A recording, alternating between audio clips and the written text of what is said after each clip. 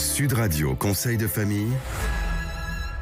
Bienvenue dans Conseil de famille, l'émission dédiée à la gestion, au développement et la transmission de votre patrimoine. Aujourd'hui, nous abordons le sujet des donations déguisées. Qu'est-ce que c'est et quelles en sont les conséquences fiscales?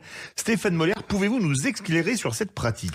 Bonjour Philippe. Alors, une donation déguisée est une opération par laquelle un donateur cherche à transférer une partie de son patrimoine à un donataire sans que cela apparaisse comme une donation aux yeux de l'administration fiscale.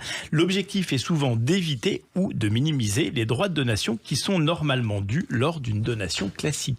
Quels sont les exemples les plus courants de donations déguisées? Alors, il existe plusieurs types de donations déguisées, parmi lesquelles on peut citer la vente à un prix sous-évalué. Le donateur vend son bien ou des parts sociales à un prix inférieur de leur valeur réelle, et la différence entre la valeur réelle et la valeur de vente constitue donc cette donation déguisée. 2. Le prêt sans intérêt ou à taux réduit. Le donateur consent un prêt sans intérêt ou à taux réduit à un proche, et la différence entre le taux d'intérêt légal et le taux pratiqué peut là aussi être considérée comme une donation déguisée.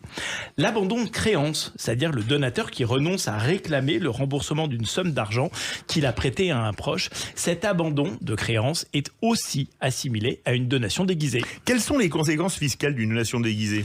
Alors elles sont dramatiques. L'administration fiscale est particulièrement vigilante à l'égard des donations déguisées, et si elle parvient à prouver l'existence d'une donation déguisée, elle pourra réintégrer la valeur de la donation dans la base imposable et réclamer le paiement des droits de donation correspondants.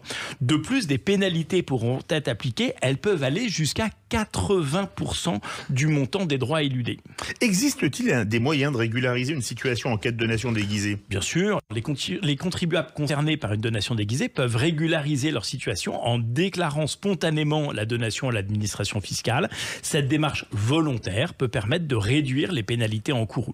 Toutefois, il est important de noter que la régularisation n'exonère évidemment pas du paiement des droits de donation.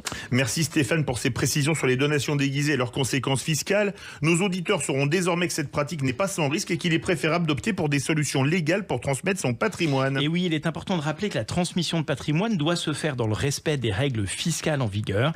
Il existe de nombreuses solutions légales pour optimiser la transmission de son patrimoine, comme les donations en pleine propriété, les donations avec réserve d'usufruit, ou encore les donations partage.